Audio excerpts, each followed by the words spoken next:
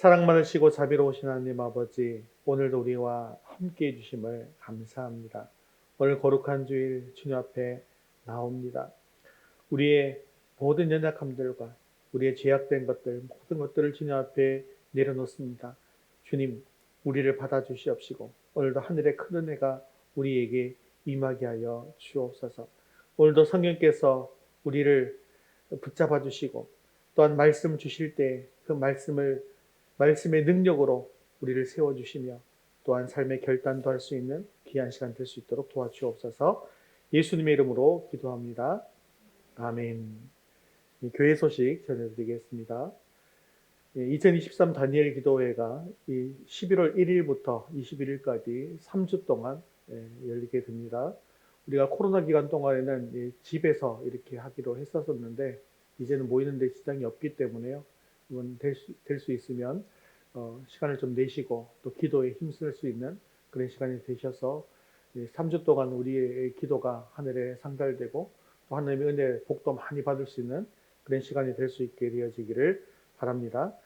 금주의 테마 바이블 성경 읽기는 161회에서 164회분입니다.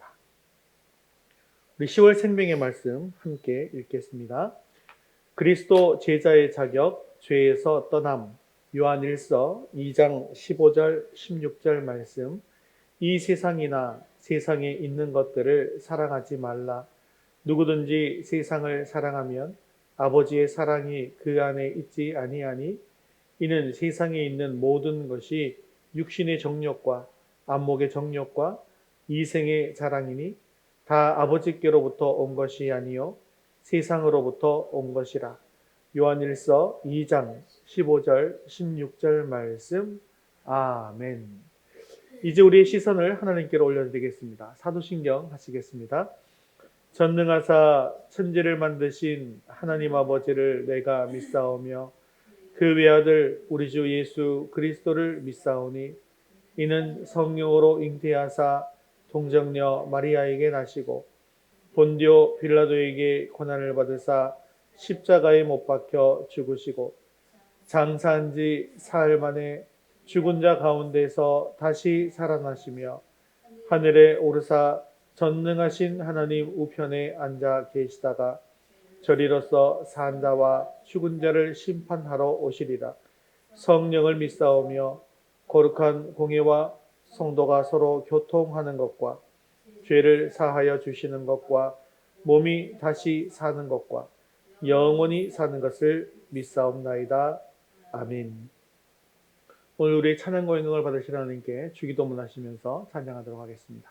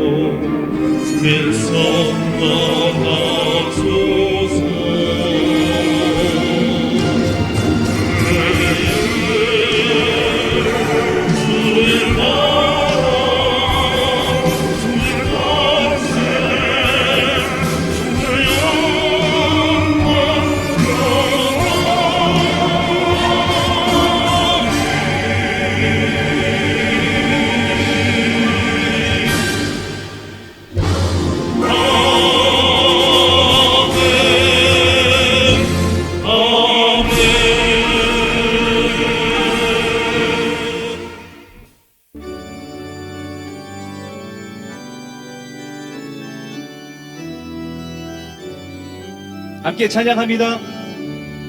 시온성과 같은 교회 그의 영광 하나 없다. 허락하신 말씀대로 주가 친히 세웠다. 반석 위에 세운 교회 흔들 자가 누구냐. 모든 원수 에워싸도 아무 근심 없도다. 시온성과 같은 그의 영광 그의 영광 하나 없다. 허락하신 말씀대로 주가 친히 세웠다. 반석 위에 세운 교회 흔들 자가 누구냐. 모든 원수 에워싸도 아무 근심 없도다. 생명샘이 흘러나와 모든 성도 마시니 언제든지 솟아나와 부족함이 없도다. 이런 물 흘러나는 목마른 자 누구냐. 주의 은혜 풍족하여 넘치고 또 넘치나. 주의 은혜 내가 받아 시온 백성 되는데. 세상 사람 이방에도 주를 찬송하리라. 세상은 모든 영광 아침 안개 같으나. 주의 자녀 하늘 복은 영원 무궁한. 세상 헛된 세상은 모든 영광 아침 안개 같으나. 주의 자녀 하늘 복은 영원 무궁한. 세상 헛된 것 버립니다. 세상은 모든 영광 아침 안개 같으나. 주의 자녀 하늘 복은 영원 무궁하도다. 주의 자녀 하늘 복은 영원 무궁하도다. 주의 자녀 하늘 복을 주의 자녀 하늘 복은 영원 무궁하도다. 우리를 주의 영광의 교회로 불러주신 하나님을 찬양합니다.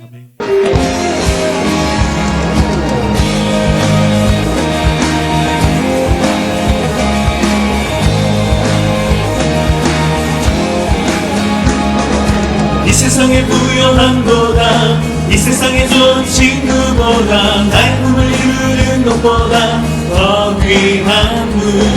필요한 모든 것을 다 얻고 내가 원하는 삶을 사는 것보다 어느 누구의 그 사랑보다 귀한 분.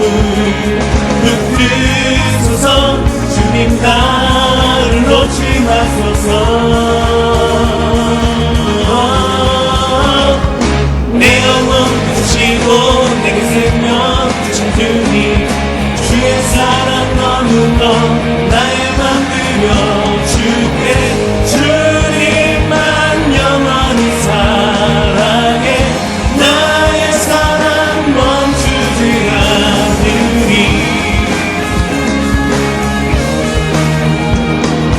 이 세상 것보다 이 세상에 좋은 친구보다 나의 꿈을 이루는 것보다 더 귀한 분 필요한 모든 것을 다 얻고 내가 원하는 삶을 사는 것보다 어느 누구의 그 사랑보다 귀한 분 문득 서서 주님 나를 놓지 마소서 내 영혼 주시고 내 생명 주신 주님 주의 사랑 너무로 나의 맘 느껴주게 주님만 영원히 사랑해 나의 사랑 멈추지 않으리 주님만 영원히 사랑해 나의 사랑 멈추지 않으리 눈 뜨소서 주님 나를 놓지 마소서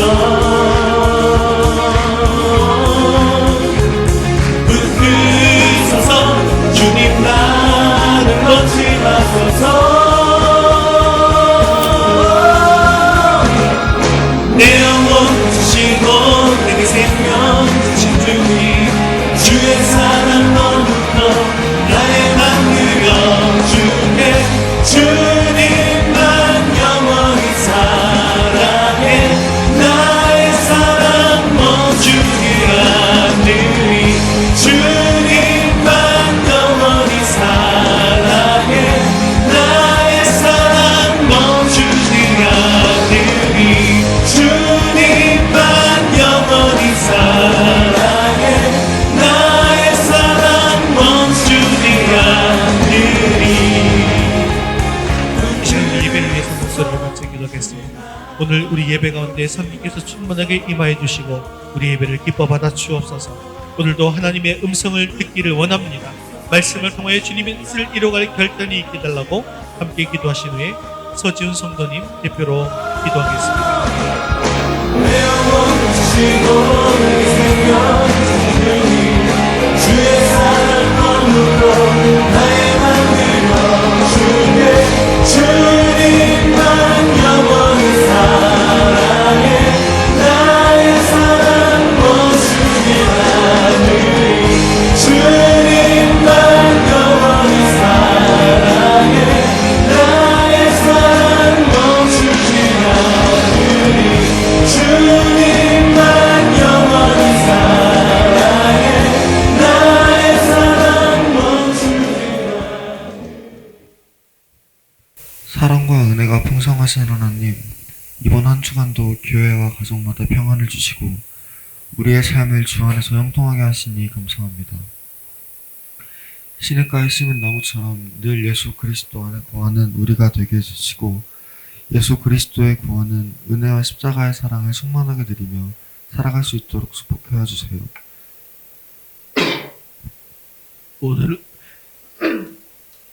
오늘 우리가 모여서 드리는 이 예배를 통하여 하늘의 신령한 복이 흘러넘치게 하시고 우리를 구원하신 예수 그리스도의 보혈을 의지하며 나아갈 때 놀라운 기적과 축복을 경험하게 해주세요.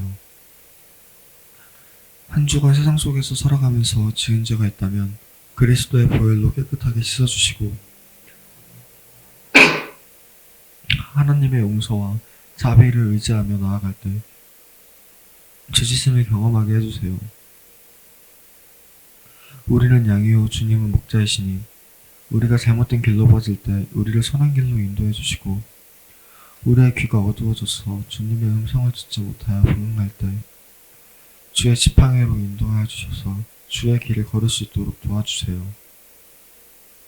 말씀을 전하시는 담임 목사님을 위하여 기도합니다. 늘 강건하게 하시고 맡겨진 목장의 사역을 잘 감당할 수 있도록 영적 권세와 능력을 더하여 주세요. 오늘 선포되는 말씀을 통하여 성도들의 영혼이 살아나는 귀한 역사가 일어나게 하시고 말씀을 받는 저희들은 아멘으로 화답하여 아름다운 교회를 세워나갈 수 있도록 도와주세요. 우리를 사랑하시어 십자가에서 피 흘리신 우리 주 예수 그리스도의 이름으로 기도드립니다. 아멘.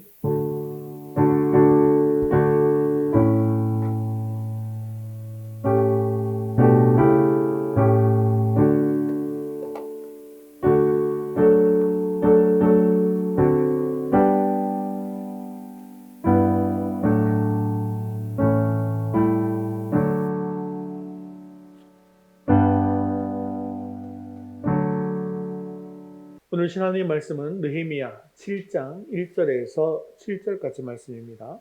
느헤미야 7장 1절에서 7절까지 말씀, 구약성경 735면에 있습니다. 우리 한 목소리로 같이 읽겠습니다.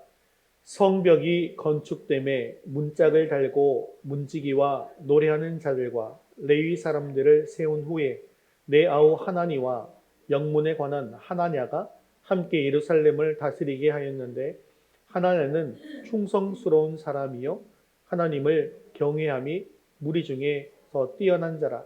내가 그들에게 이르기를 해가 높이 뜨기 전에는 예루살렘 성문을 열지 말고 아직 파수할 때에 곧 문을 닫고 빗장을 지르며, 또 예루살렘 주민이 각각 자기가 지키는 곳에서 파수하되 자기 집 맞은편을 지키게 하라 하였노니, 그 성읍은 광대하고 그 주민은 적으며 가옥은 미처 건축하지 못하였음이니라.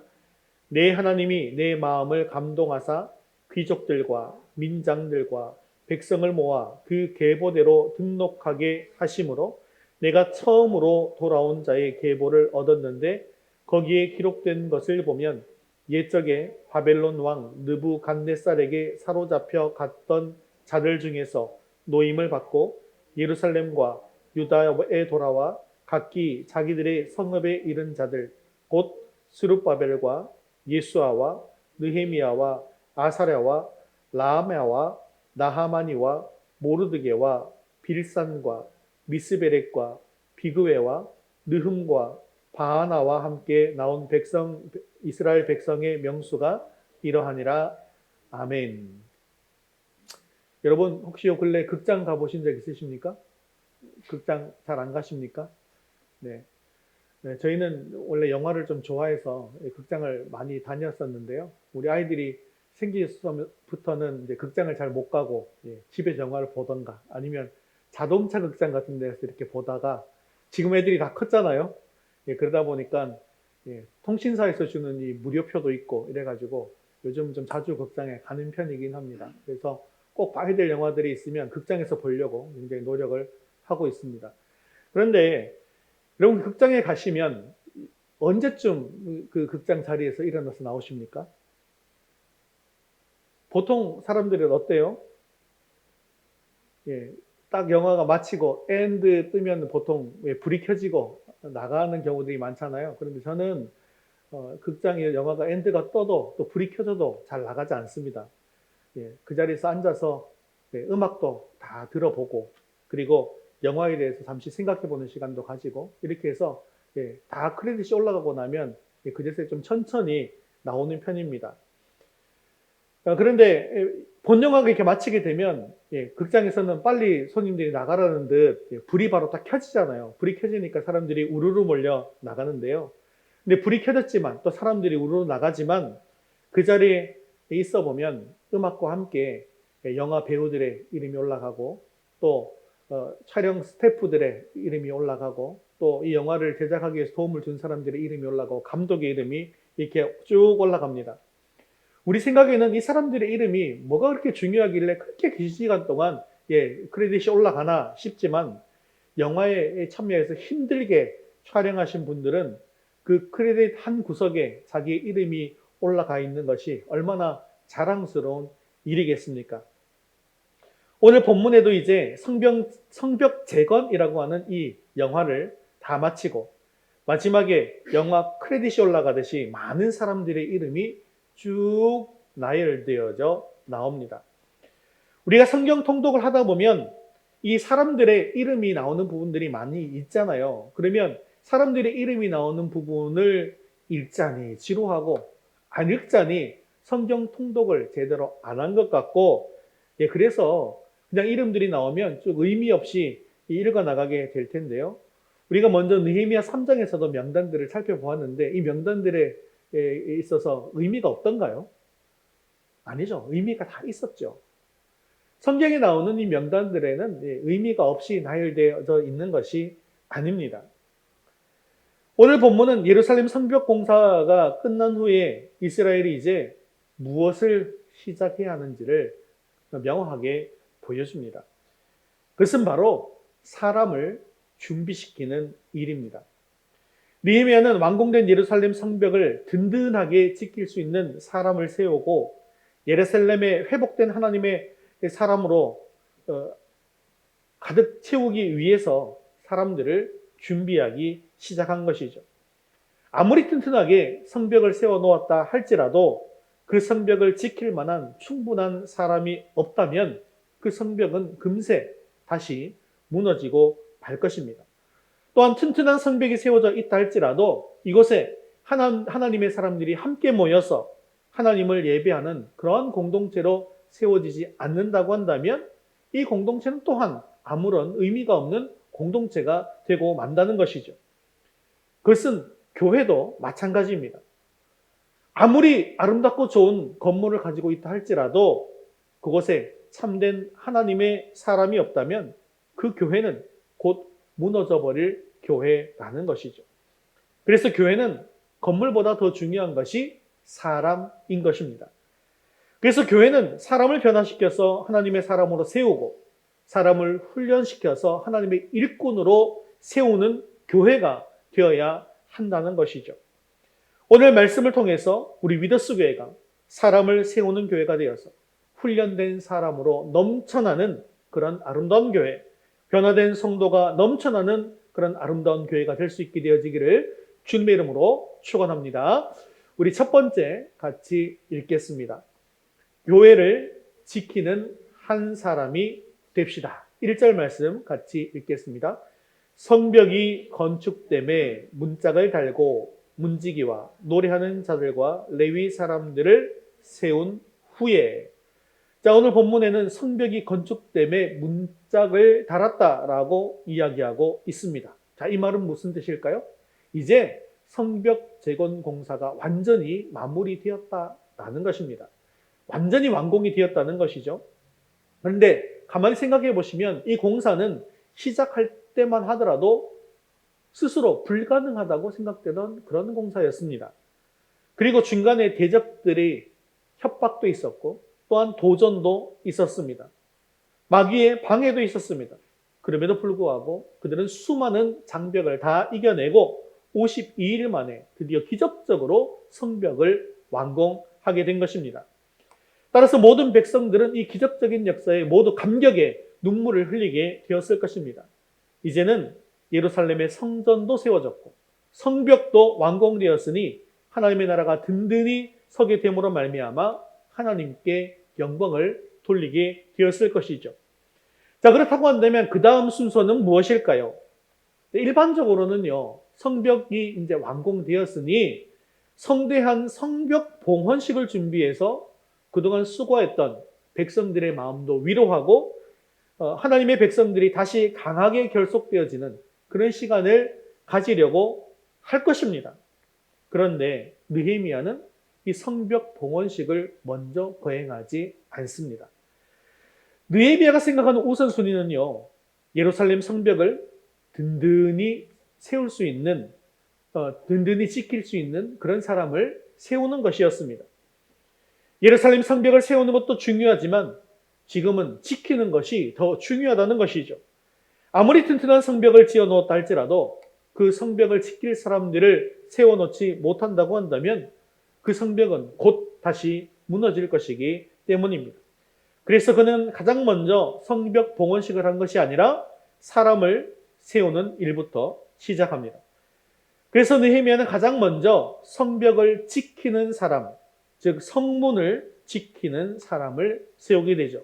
본문에는 문지기와 노래하는 자들과 레위 사람들을 세웠습니다.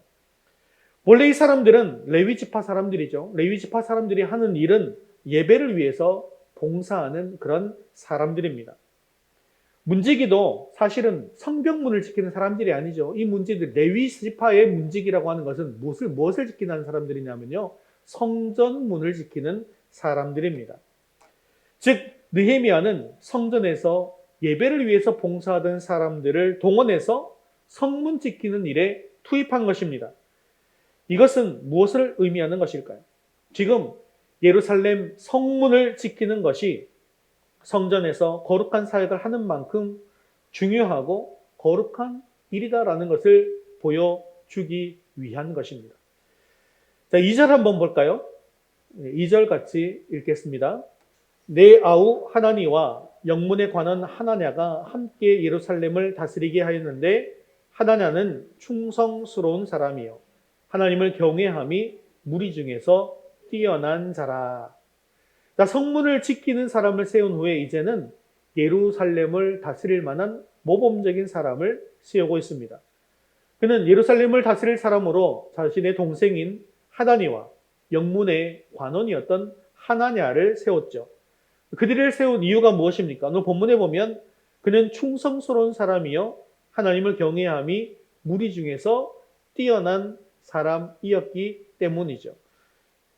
그의 동생 하나니는 페르시아에 있는 느헤미야에게 달려와서 예루살렘에 이 비참한 소식을 전해주었던 사람입니다. 그렇게 느헤미야는 동생을 만남으로 말미암아 자신의 사명을 발견하게 되었고 헌신하게 되었죠. 또한 영문이라고 하는 것은 어디냐면 이 사마리아와 인접한 북쪽의 성문입니다. 그래서 전략적으로 굉장히 중요한 곳이었죠. 하나냐가 그곳의 관원이었다라고 하는 것은 그가 굉장히 유능한 관원이었다라는 것도 알 수가 있는 대목입니다. 그런데 그 무엇보다도 중요한 사실이 있습니다. 이 하나냐가 굉장히 유능한 사람이기도 하였지만 무엇보다 그는 충성스러운 사람이었고 하나님을 경외하는 사람이었다는 것이죠. 충성스럽다라는 말의 본뜻은 진실하다라는 뜻입니다.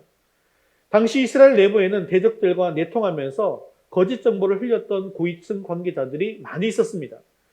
이런 시대에 그런 사람들과는 다르게 믿을 수 있는 그런 참된 성품을 가졌다라고 하는 것은 그를 세울 만한 충분한 이유가 되는 것이죠. 또한 그는 참되게 하나님을 경외하는 사람이었다라고 이야기하는데 이것은 그가 하나님을 경외함으로 깊은 믿음의 확신 가운데 사는 사람이었다는 것을 보여주고 있습니다. 그는 하나님을 두려워하는 사람이었어요.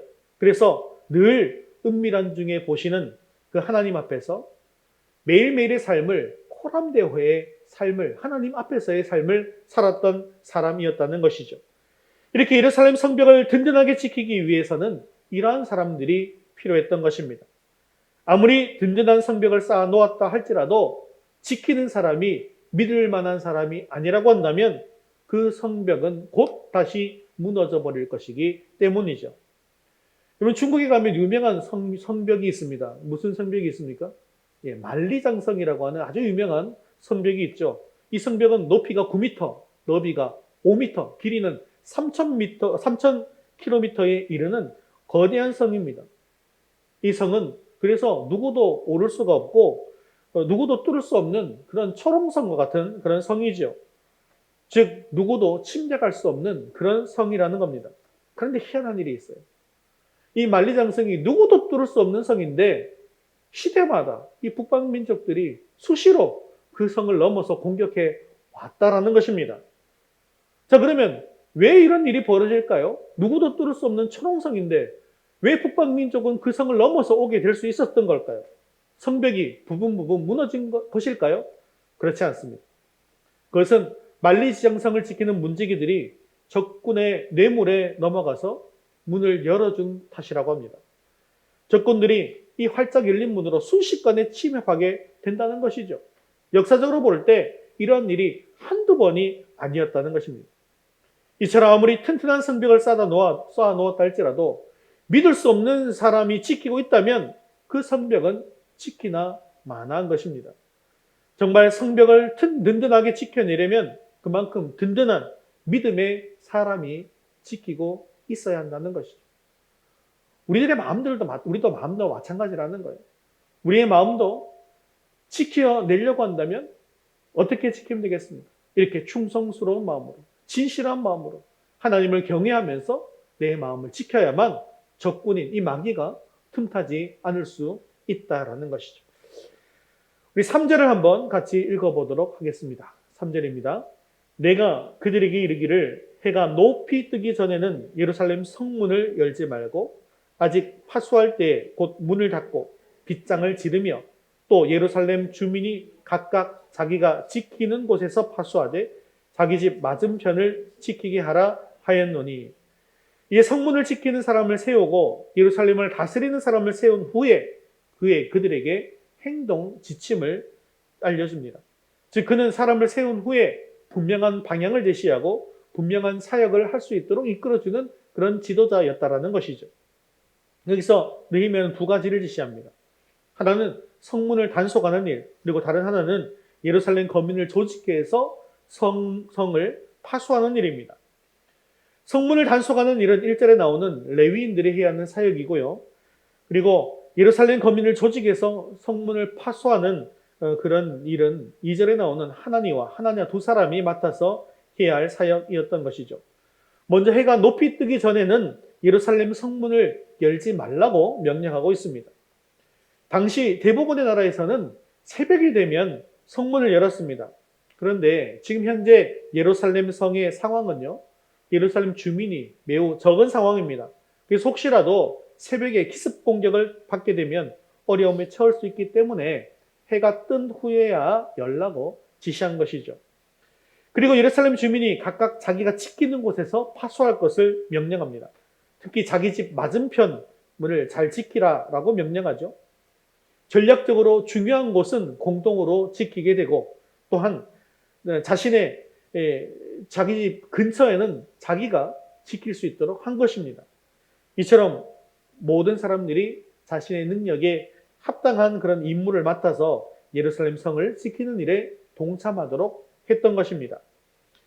자, 4절에는 느헤미야가 이렇게 할 수밖에 없었던 이유를 이야기하고 있는데 4절 같이 읽겠습니다.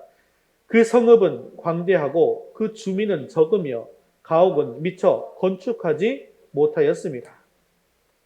지금 예루살렘 성읍이 광대하고 주민은 적고 가옥은 미처 건축되지 못했기 때문에 지금 이렇게 한다는 것이죠.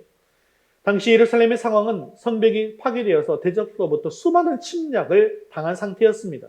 그렇기 때문에 많은 사람들이 예루살렘을 떠났고 없는 상황이었죠. 이런 상황 속에서 바벨론 포로에서 돌아온 사람들이 가장 먼저 한 일은 성전을 건축한 일이었습니다. 그들은 성전을 건축한 다음에 예루살렘 이 성에 다시 정착해서 살게 되었는데 아직까지도 성벽이 없었기 때문에 계속해서 주변 나라로부터 약탈을 당할 수밖에 없었던 것이죠.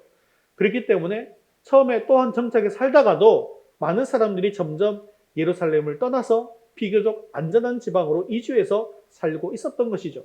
그렇기 때문에 지금은 예루살렘 주민이 적을 수밖에 없었고 집도 건축하지 못한 상태에 있었습니다.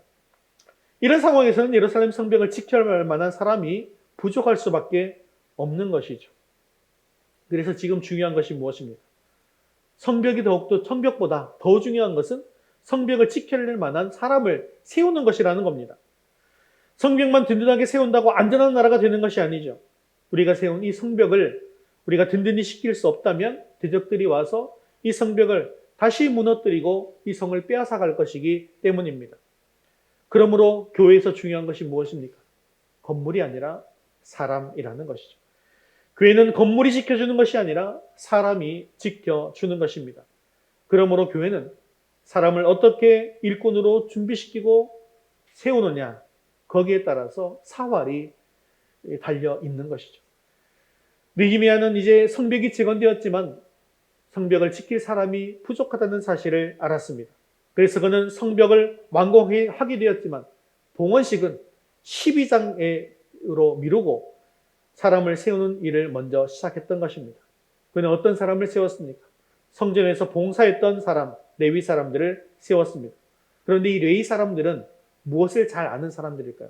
이 사람들은 예배를 돕는 사람들이기 때문에 예배가 무엇이고 예배가 얼마나 중요한가라는 사실을 잘 아는 사람이었습니다. 그렇습니다. 예배가 무너진 사람은 절대 좋은 일꾼이 될 수가 없습니다. 그래서 모든 사역은 예배가 기초가 되어야 한다는 것이죠. 예배를 통해서 하나님과 아름다운 관계가 세워진 사람이 바로 일꾼이 되어야 하는 것입니다. 여러분, 우리가 코로나로 4년을 지냈습니다. 사실 코로나로 4년을 지내면서 제일 많이 무너져 있는 부분이 어디였을까요? 바로 예배 부분이었습니다. 코로나로 인해서 예배를 드리지 못하게 나라에서 막았고, 그래서 모여서 예배를 드리지 못했어요. 그러다 보니까 집에서 온라인 예배를 드렸죠. 처음에는 여러분들에게 제가 계속해서 강조했지 않습니까? 집에서 예배를 드리지만 교회에서 예배를 드리는 것처럼 옷도 정확하게 잘 갖추어 입으시고 그리고 자리도 정확하게 잘 착석하셔서 찬송도 큰 소리로 하시고 집중해서 예배를 드리십사 이렇게 말씀드렸어요. 처음에는 그렇게 하는 것 같았습니다. 근데 들려오는 이야기가 뭐예요?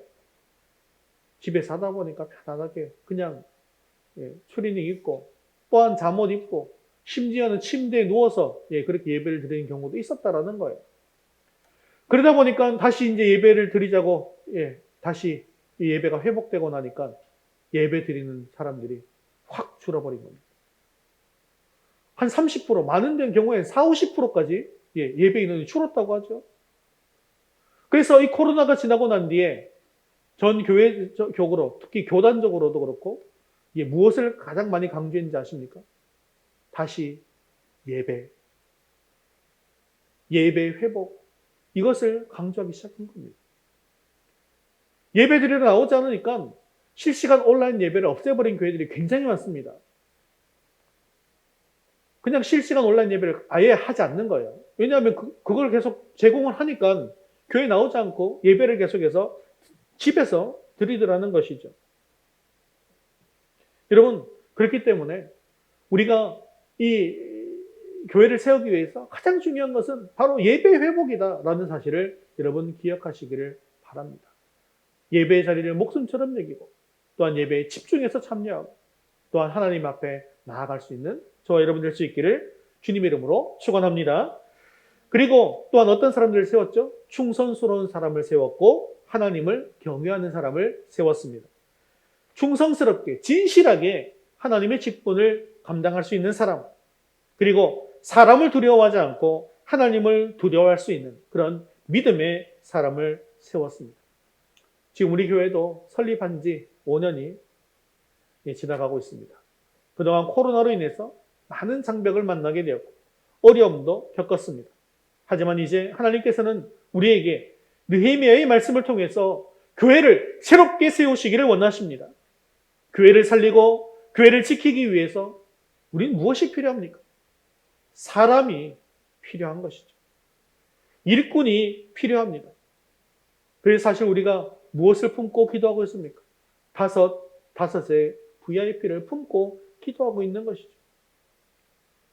우리가 다섯의 VIP를 품고 기도하면서 우리가 이런 사람을 세울 수 있도록 계속해서 기도하시고 계속해서 접촉하시고 만나시고 또한 초대해 주시기를 바랍니다. 사랑하는 성도 여러분, 교회는 건물이 없어서 무너지는 것이 아닙니다. 사람이 없어서 무너지는 것입니다. 물론 모든 사람이 느헤미야처럼 될 수는 없습니다. 하지만 우리는 레위 지파 사람들처럼 하나냐처럼 또한 성벽을 파수하던 모든 주민들처럼 함께 협력해서 일할 수 있는 것을 기억하시기를 바랍니다. 우리 교회가 그 한 사람을 훈련시키고 그 한 사람을 세울 수 있는 교회가 될 수 있기를 바랍니다. 또한 저와 여러분이 그 한 사람이 될 수 있기를 바랍니다. 그래서 우리 교회가 일꾼이 부족한 교회가 아니라 일꾼이 넘쳐나는 교회가 됨으로써 하나님의 나라를 확장하는 데 귀하게 쓰임받는 교회가 될 수 있기를 주님의 이름으로 축원합니다. 우리 두 번째 같이 읽겠습니다. 헌신하는 사람들을 통해 세워지는 교회. 우리 5절 말씀 계속해서 읽겠습니다. 내 하나님이 내 마음을 감동하사 귀족들과 민장들과 백성들을 모아 그 계보대로 등록하게 하심으로 내가 처음으로 돌아온 자의 계보를 얻었는데 거기에 기록된 것을 보면 이제 느헤미야는 인구조사를 시작하게 되는데요. 여기에 내 하나님이 내 마음을 감동하셨다라고 말씀하고 있습니다. 이게 무슨 뜻입니까? 성령께서 느헤미야를 감동시키고 있다는 뜻이죠. 즉, 이 하나님의 감동, 성령의 감동이 바로 느헤미야가 인구조사를 시작하게 된 이유입니다. 즉, 성령께서 마음을 움직이셔서 계획을 세우게 하셨고 성령께서 이 일을 시작하게 하셨다라는 뜻이죠. 그런데 우리가 생각해 볼 것이 있어요. 여러분 성경을 통독하시다 보면 우리 하나님께서는 인구조사하는 것을 좋아하실까요? 싫어하실까요? 좋아하세요? 싫어하세요? 인구조사하는 걸 싫어하십니다. 왜 싫어하는지 아십니까? 보통 왕들이 인구조사를 할 때는 그 이유가 있어요. 이유가 뭐냐면요. 특히 자기가 강성할 때 인구조사를 합니다. 꼭 지금 정치인들이 자기들이 좀 뭔가 괜찮을 만할 때 뭘 자꾸 시킵니까? 자꾸 설문조사 조사시키잖아요. 그래서 지금 센서스 자꾸 시켜가지고 어떻게 지금 자기 지지도가 얼만큼인지 자꾸 발표하고 막 이러잖아요. 그거하고 비슷한 겁니다. 인구조사를 해서 지금 내가 가지고 있는 힘이 얼마나 크냐 이것을 자랑하기 위한 왕의 세력을 자랑하기 위한 그런 용도로 인구조사를 하기 때문이라는 것이죠. 그렇게 사탄의 충동을 받아서 인구조사를 했던 사람이 있어요. 누가 하냐면 바로 다윗입니다. 다윗이 이렇게 교만한 생각으로 인구조사를 시작했는데요. 이것 때문에 다윗은 엄청난 하나님의 징계를 받습니다. 엄청난 시련을 받게 된 것이죠. 자, 그렇다고 한다면 지금 똑같은 일을 했어요. 그럼에도 불구하고 느헤미야가 한 일은 잘한 일입니까? 못한 일입니까? 잘한 일입니다. 즉 똑같은 일을 할지라도 어떤 일을 하느냐보다 어떤 마음으로 하느냐가 더욱더 중요하다라는 것이죠. 그는 하나님의 감동으로 귀족들과 민장들과 백성들을 한자리에 모았습니다. 그리고 모든 사람들로 하여금 그 계보대로 등록하게 했습니다. 그런데 이렇게 하다 보니 바벨론 1차 포로 귀환 때 돌아온 사람들의 계보를 얻게 된 것이죠. 이를 통해서 먼저 귀환했던 사람들이 어떻게 분포했나라는 것을 파악할 수가 있게 되었습니다. 우리 6절 말씀 같이 읽겠습니다. 옛적에 바벨론 왕 느부갓네살에게 사로잡혀 갔던 자들 중에서 노임을 받고 예루살렘과 유다에 돌아와 각기 자기들의 성읍에 이른 자들 곧 이제 느헤미야는 처음에 이 땅에 정착한 사람들에 대해서 알게 되었는데요. 이것을 파악한 것이 중요한 이유는요. 이제 예루살렘 성이 이전처럼 사람으로 가득한 성으로 회복되어야 하기 때문입니다. 그래서 그는 예루살렘을 떠나서 다른 지역에 살고 있는 사람들을 파악함으로 다시 예루살렘으로 돌아오게 하는 그런 이주 정책을 세울 수가 있게 되었습니다. 그리고 느헤미야 11장 1절에 보시면 흩어진 사람들 중에서 10분의 1을 제비 뽑아서 예루살렘에 와서 정착하게 했는데요.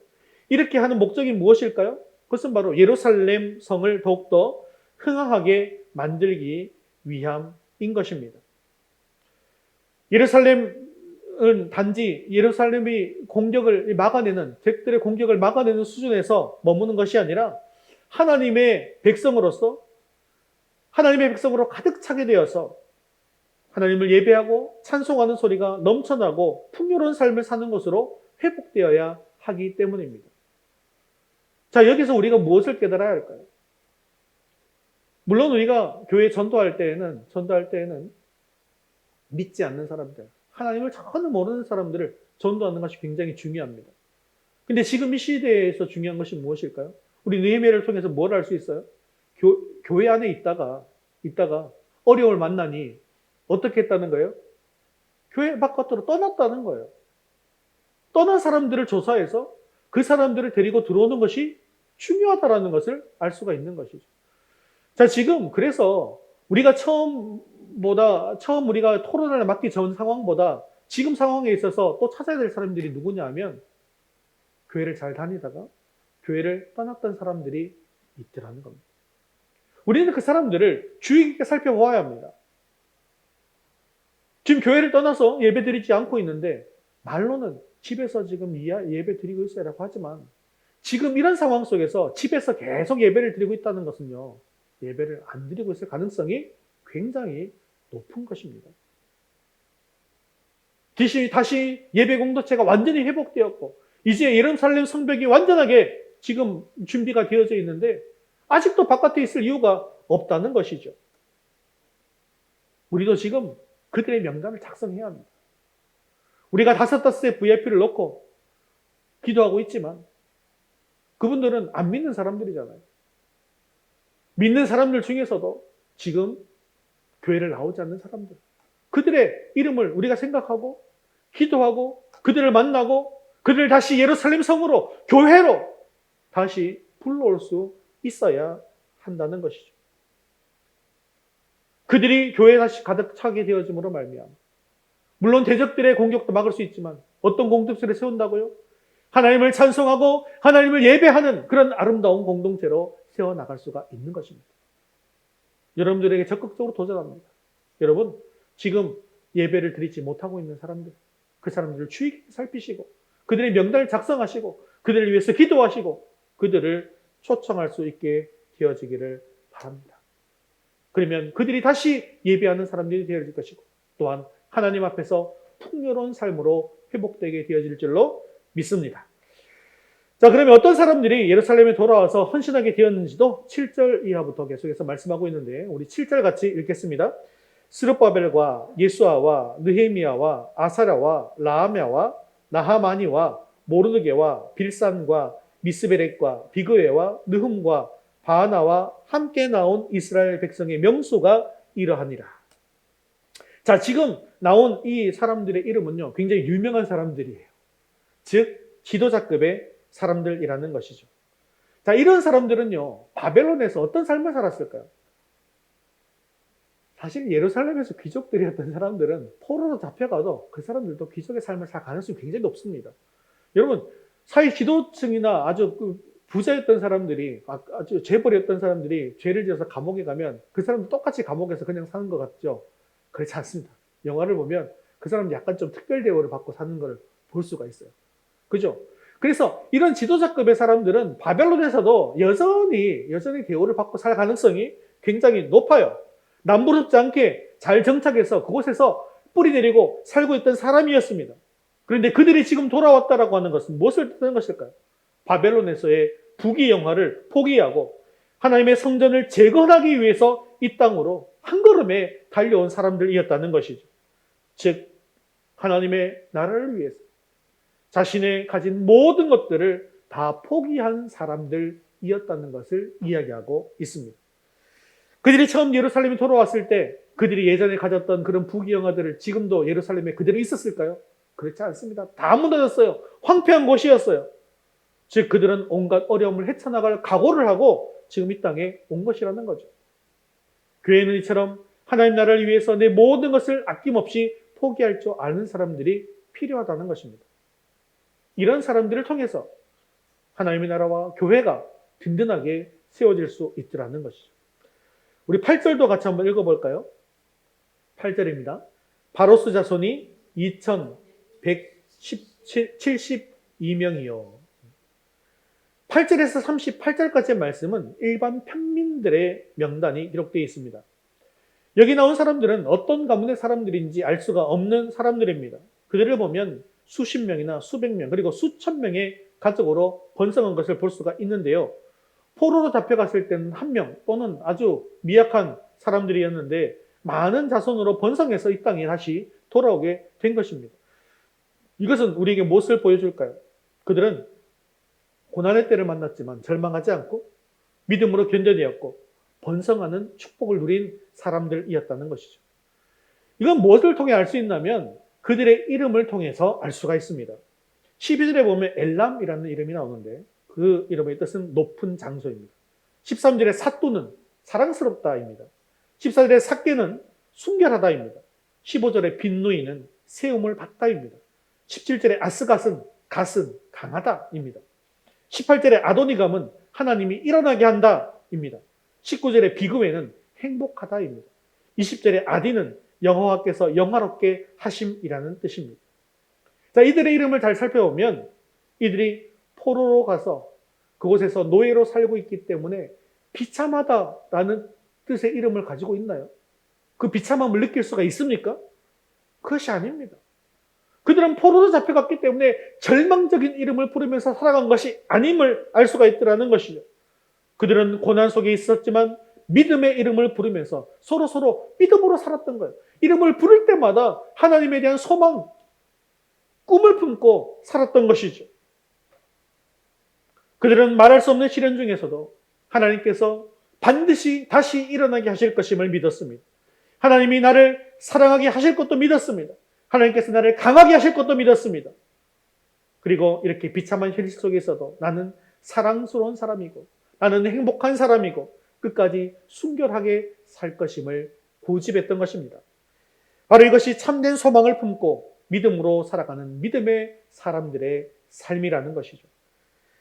그들에게 이런 믿음이 있었기 때문에 그들은 환경을 뛰어넘는 믿음을 보여주면서 끝까지 하나님의 약속을 기다리는 삶을 살 수가 있었던 것입니다.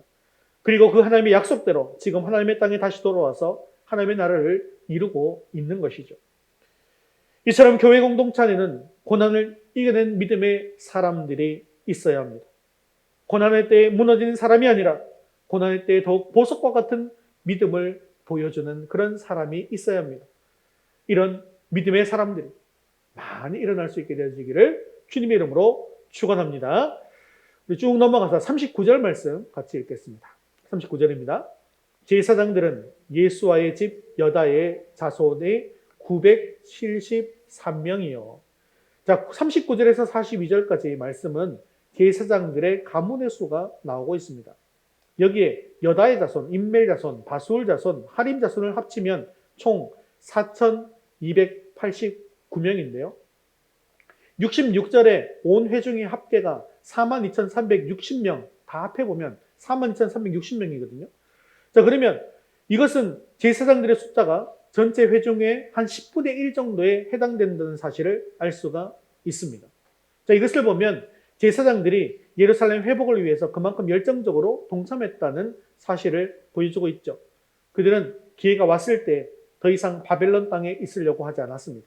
그들은 내가 있어야 할 곳이 바벨론 땅이 아니라 성전이 있어야 있는 예루살렘 땅이다라는 사실을 잘 알고 있었던 것이죠. 즉 그들은 바벨론에서 포로 생활을 했지만 항상 제사장 직분을 회복하기를 소망하면서 살았던 사람들이었습니다. 나에게 가장 어울리는 삶은 세상에서 나의 꿈을 이루고 사는 것이 아니라 기회가 주어졌을 때 성전에서 하나님을 위해서 헌신하는 삶임을 알았다라는 것이죠. 그래서 그들은 기회가 주어졌을 때 모든 것을 포기하고 그들도 이곳에 동참했던 것입니다. 하나님은 이렇게 헌신된 사람들을 부르시고 하나님의 일을 시작하게 하시더라는 것이죠. 세상에서 나의 꿈을 이루는 것보다 하나님을 위해 사는 것이 복된 삶임을 고백하며 내 인생을 전적으로 하나님께 드리며 나아가는 사람들을 일으키셔서 하나님의 나라와 하나님의 교회를 세워 나가는 것입니다. 오늘 하나님의 나라에 또한 교회에 이처럼 헌신된 사람들이 필요합니다. 기회가 나에게 주어졌을 때 핑계를 대고 물러나는 것이 아니라 더욱더 적극적으로 동참하는 사람들이 필요한 것입니다. 세상에서 낙을 누리는 것보다 하나님 나라에서 고난받는 삶을 선택하면서 그 하나님의 뜻에 따라가는 길이 가장 복된 길임을 고백하며 나가는 사람이 필요하다는 것을 기억하고 그 길을 함께 걸어가는 저와 여러분 되시기를 주님의 이름으로 축원합니다. 자, 이렇게 기회가 주어졌을 때 헌신했던 많은 사람들도 있었지만요. 기회가 주어졌을 때에 그 기회를 잃어버린 사람들도 있었다는 것이죠. 43절 말씀 같이 읽겠습니다. 레위 사람들은 호두야 자손 곧 예수아와 감멜 자손이 74명이요. 자, 43절과 45절까지의 말씀은 레위 사람들의 명단이 나오는데요. 여기에는 레위 사람들과 노래하는 자들과 성전 문지기들이 있었습니다. 이 중에서 노래하는 자들과 성전 문지기들도 이 레위 사람들이기는 하지만 다윗 시대 이후에는 성전에서 제사장들의 예배 사역을 돕는 일은 엄격하게 구분해서 레위 사람들만이 맡아서 감당했죠. 그런데 여기에서 성전 제사를 지원하는 사람들이 고작 74명만 귀환을 한 것입니다. 이렇게 되면 예배 사역에 차질이 빚을 수밖에 없겠죠. 헌신해야 될 사람들이 헌신하지 않을 때 이처럼 많은 어려움이 생기는 것입니다. 사랑하는 성도 여러분, 하나님께서 나에게 맡겨주신 직분이 있다고 한다면 그 직분에 맞는 헌신하는 삶을 살 수 있기를 바랍니다. 즉 기회가 주어졌을 때 충성스럽게 감당할 수 있게 되어지기를 바랍니다. 자, 또한 46절에 어떤 사람들이 있는지 한번 또 살펴보겠습니다. 46절입니다. 느디닌 사람들과 은 시하 자손과 하수바 자손과 담바옷 자손과. 자, 46절에서 60절까지에는 느디닌 사람들과 솔로몬의 신하의 자손들이 나오고 있는데요. 이 느디님사 사람들은 여호수아 시대에 가나안 정복 정전 때 항복하고 노예가 되었던 사람들입니다. 즉 기브온 자손의 후손들인데요. 그들은 성전에서 물을 깃고 나무를 패고 성전에서 노예가 되어서 살아가던 사람들입니다. 또한 57절의 솔로몬의 신하의 자손들은 솔로몬 시대에 왕궁을 건축할 때 징집했던 이방 족속들의 후손을 의미합니다. 자, 이들 역시 전쟁 포로였을 가능성이 높죠. 자, 그렇다고 한다면 사회적 신분으로 보면 이들은 비천한 신분이었다는 것입니다. 그런데 이런 사람들도 다 바벨론 포로로 끌려갔던 사람들이죠. 자, 이 사람들이나 다른 이스라엘 사람들이나 바벨론에 가면 신분이 뭐예요? 바벨론에서도 포로 신분입니다. 그죠? 일반 평민들이나 이 비천한 신분들이나 가면 다 포로예요. 그리고 바벨론에서는 어떤 또 신분이었습니까? 노예였죠. 히브리 노예였지 않습니까? 그죠? 그래서 이 사람들은 다 포로 신분이고 노예 신분이 되어짐으로 말미암아 그 사람들은 바벨론에 가서 또 페르시아에 있으면서 완벽하게 신분 세탁이 되었던 것입니다. 그래서 그들은 다시 예루살렘으로 돌아오지 않고 페르시아에 남아 있었다고 한다면 그곳에서 가진 사회적 신분으로 더 편하고 안정된 삶을 살 수도 있었던 것이죠. 그럼에도 불구하고 그들은 굳이 다시 돌아와서 성전에 가 노예 생활을 시작한 것입니다. 이제는 노예처럼 살 필요가 없었는데 그들은 굳이 다시 노예 생활에 복귀한 것입니다.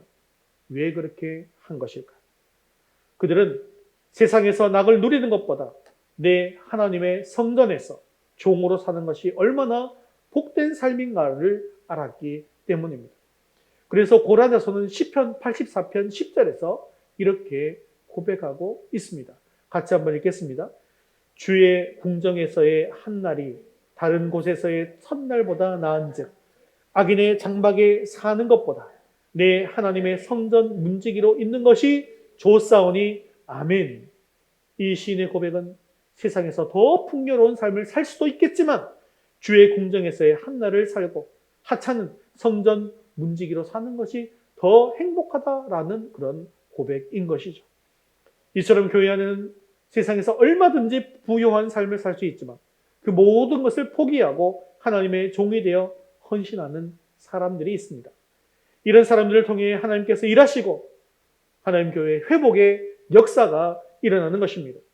오늘 우리 위더스 교회 안에도 이처럼 하나님 나라의 참된 가치를 위해서 헌신하는 하나님의 사람들이 많이 일어날 수 있게 되어지기를 주님의 이름으로 축원합니다. 말씀을 맺겠습니다. 오늘 본문은 느헤미야가 예루살렘 도시를 하나님의 사람들로 가득 채우기 위해서 인구조사를 시작하는 장면을 보여주고 있습니다. 여기에는 하나님의 나라를 위해서 내 모든 것을 아낌없이 포기할 수 있는 사람이 있었고 고난의 때에도 무너지지 않고 보석과 같은 믿음을 보여주면서 살아가는 믿음의 사람들도 있었습니다.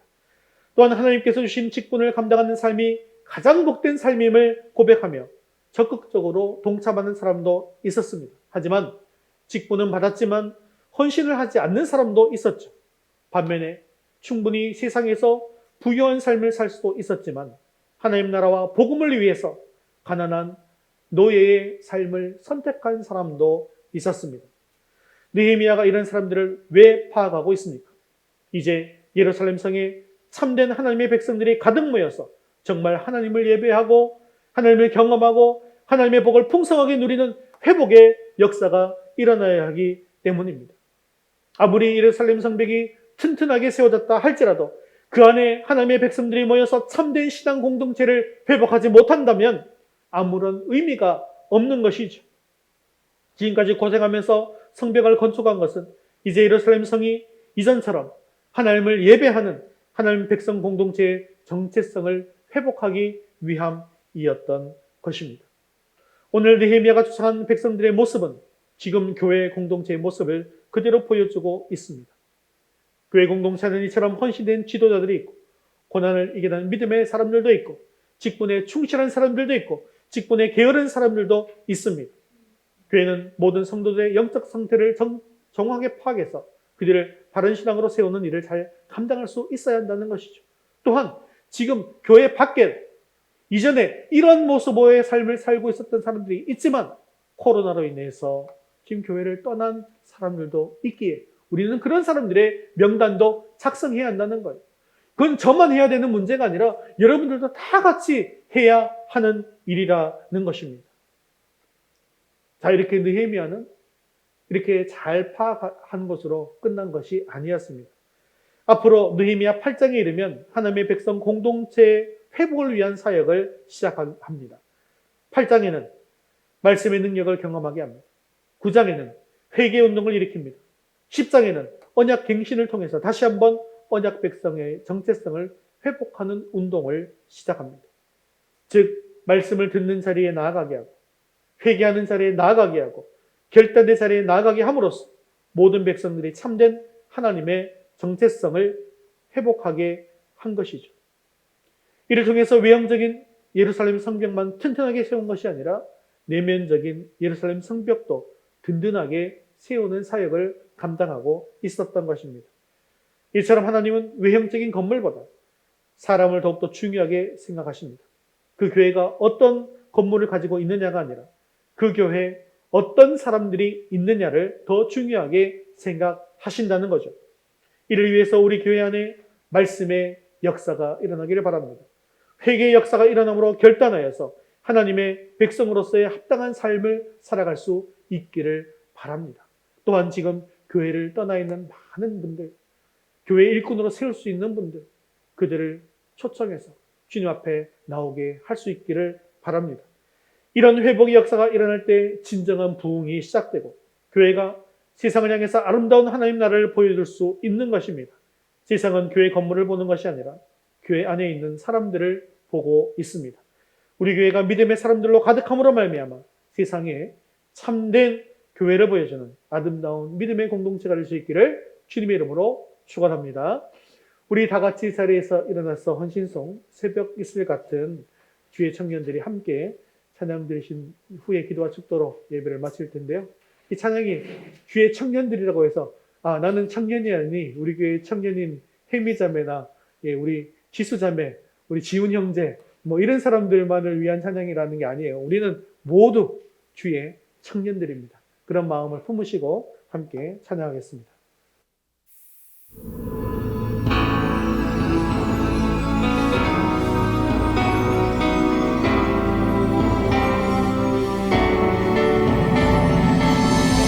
주의 권능의 날에 주의 백성이 거룩한 옷을 입고 즐거이 헌신하니 새벽 이슬 같은 주의 청년들이 주께 나오는도다.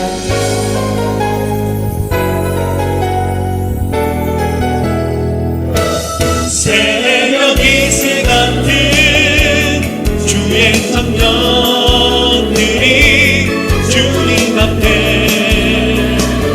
나오는도다.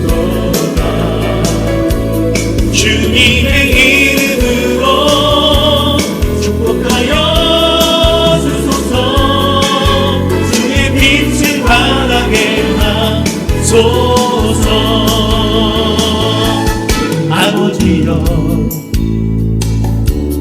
당신의 의로 부르소서. 예수님이여,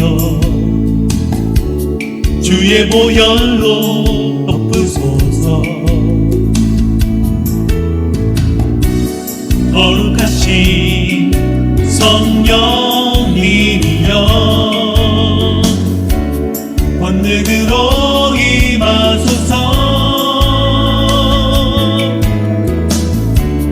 거룩한 옷을 입고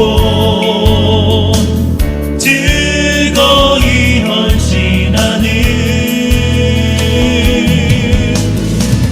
주님의 백성들에게 주여 함께하소서. 새벽 이슬 같은 주의 청년들이 주님 앞에 나오는도다. 주님의 이름으로 축복하여 주소서. 주의 빛을 바라게 하소서. 새벽 이슬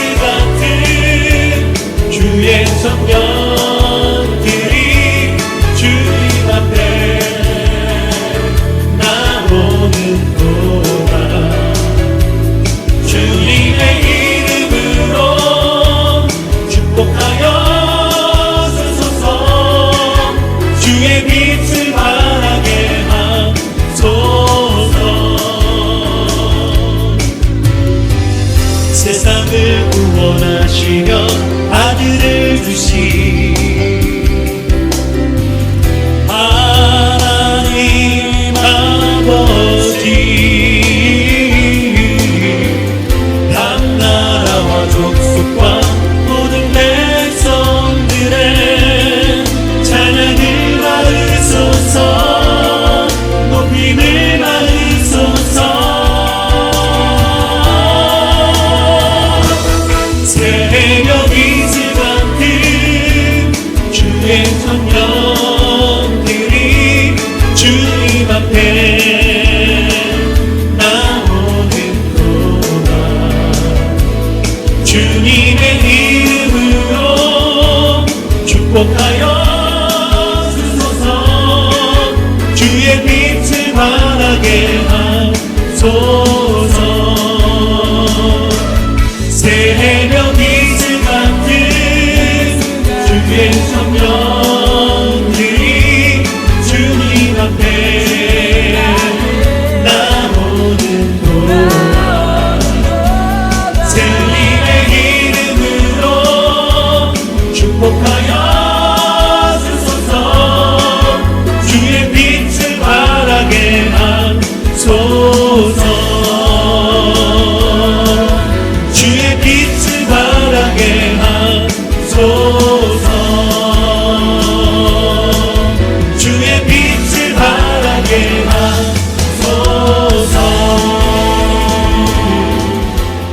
이 시간에 말씀 붙들고 기도하겠습니다. 우리 위다스 교회가 사람을 변화시켜 하나님의 사람으로 세우고 사람을 훈련시켜 일꾼으로 세우는 교회가 되게 하옵소서. 우리 교회의 예배에 목숨을 건 사람, 충성스러운 사람, 하나님을 경외하며 믿음으로 일할 줄 아는 사람을 세워주셔서 교회를 지키게 하시고 많은 일꾼을 보내주셔서 하나님의 교회를 지키게 하옵소서. 지금 현재 코로나 이후에 교회에 나오지 않고 있는 주의 백성들을 우리가 찾게 하시고 그들을 권면하게 하시고 그들이 다시금 교회에 나올 수 있도록 도와주옵소서.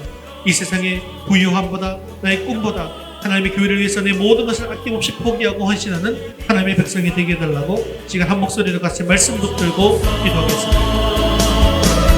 새벽 이슬 같은 주의 청년들이 주님 앞에 나오는 동안 주님의 이름으로 축복하여 주소서. 주의 빛을 바라게 하소서. 주의 빛을 바라게 하소서. 주의 빛을 바라게 헌신하는 백성들이 많을 수 있도록 도와주옵소서. 사랑과 은혜가 충만하신 자비로우신 하나님 아버지, 오늘도 말씀의 은혜를 주심을 감사합니다. 이스라엘이 그 수많은 장벽을 이겨내고 성벽 공사를 마친 시점에도 하나님 앞에서 무엇이 중요한 일인지를 깨닫게 하신 것처럼 우리들에게도 정말 중요한 일이 무엇인지를 깨닫는 은혜를 주심을 감사합니다. 하나님의 교회는 건물이 아니라 하나님의 사람을 세우고 훈련을 통하여 하나님의 일꾼을 세움으로 하나님 나라를 흥왕해야 하는 것임을 정확하게 알고 하나님을 사람을 세우고 하나님의 예배하는 공동체로 세워져 나갈 수 있도록 주여 은혜를 내리워 주시옵소서. 또한 하나님의 사람을 세우는 교회가 되기 위하여서 지금 코로나 이후에 예배를 나오지 못하고 교회에 나오지 않는 사람들이 있습니다. 우리 주변에 이런 사람들을 찾게 하시고 만나게 하시고 그들에게 권면할 수 있도록 도와주시고 그들에게 감동을 허락해 주시어서 하나님의 교회로 다시금 나오게 하여 주옵소서. 그래서 우리 위더스 교회가 진정으로 하나님을 예배하는 백성들로 가득 차게 하시고 하나님의 일에 충성하는 일꾼들로 세워져 나가는 은혜가 있게 하여 주시옵소서. 주님, 이곳에 위더스 교회를 세워주심을 참으로 감사합니다. 교회가 세워진 지 5년이 되어갑니다. 그동안 코로나의 장벽을 잘 이겨내고 여기까지 왔습니다. 이제는 우리 교회를 지킬 만한 사람들을 보내주시기를 원합니다. 우리 교회에 큰 부흥을 허락하여 주시옵소서. 예배에 목숨을 건 사람, 충성스러운 사람, 하나님을 경외하며 믿음으로 일할 줄 아는 사람을 세워주셔서 교회를 지키게 하시고 많은 일꾼들을 보내주셔서 하나님의 교회를 지키게 하옵소서. 또한 이 세상의 부유함과 나의 꿈보다 하나님의 교회를 위해서 내 모든 것을 아낌없이 포기하고 헌신하는 하나님의 백성들이 다 될 수 있도록 은혜를 내리워 주옵소서. 사랑이 많으시고 자비로우신 하나님 아버지, 11월 1일부터 21일간 다니엘 기도회로 매일 저녁 간절히 부르짖을 때 우리 앞을 가로막고 있는 모든 장애물들이 완전히 무너지는 기적의 역사가 일어나게 하옵소서. 사랑하는 모든 믿음의 가족들이 영적으로 강건하게 하시고 건강의 은혜를 받게 하시고 삶의 능력과 치유를 경험하게 하여 주옵소서. 또한 지금 믿음을 잃어버리고 세상에서 방황하는 우리 자녀들을 도와주시어서 주님 품 안에 품어두시고 속히 하나님 앞으로 다시 나올 수 있도록 은혜를 내리워 주시옵소서. 우리의 생명 되시고 소망 되시는 예수 그리스도의 이름으로 기도드리옵나이다. 아멘. 이제는 우리 주 예수 그리스도의 은혜와 하나님 아버지의 크신 사랑하심과 성령님의 위로 교통하심이 하나님의 교회를 하나님의 충성된 일꾼으로 가득 채워서 하나님께 영광 돌리기 원하는 사랑하는 모든 성도를 위해 이제부터 영원까지 함께 있을지어다. 아멘.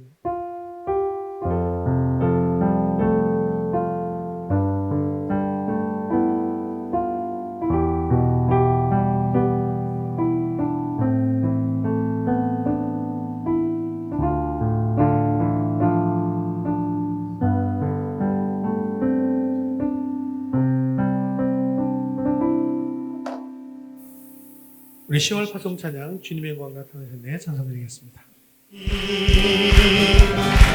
주님의 영광 나타나셨네. 권능으로 임하셨네. 죽음에서 날 살리신 주 성령, 놀라우신 주 하나님. 할렐루야. 주의 나라가 할렐루야 임하소서. 얻게 되니 나는 선포하리. 만왕의 왕 예수 주의 나라 임하시네. 주님의 영광 나타나셨네. 권능으로 임하셨네. 죽음에서 날 살리신 주 성령, 놀라우신 주 하나님. 우리 형제님들 할렐루야. 주의 나라 할렐루야 임하소서. 얻게 되리 나는 선포하리. 만왕의 왕 예수 주의 나라 임하시네. 한 번 더 할렐루야. 할렐루야. 주의 나라가 할렐루야 임하소서. 얻게 되리 나는 선포하리. 만왕의 왕 예수 주의 나라 임하시네. 나는 선포하리. 나는 선포하리. 만왕의 왕 예수 주의 나라 임하시네. 주의 나라 주의 나라 임하시네. 할렐루야. 우리 하나님께 영광 돌리겠습니다. 네, 믿음으로 승리하는 일을 수 있길 바랍니다.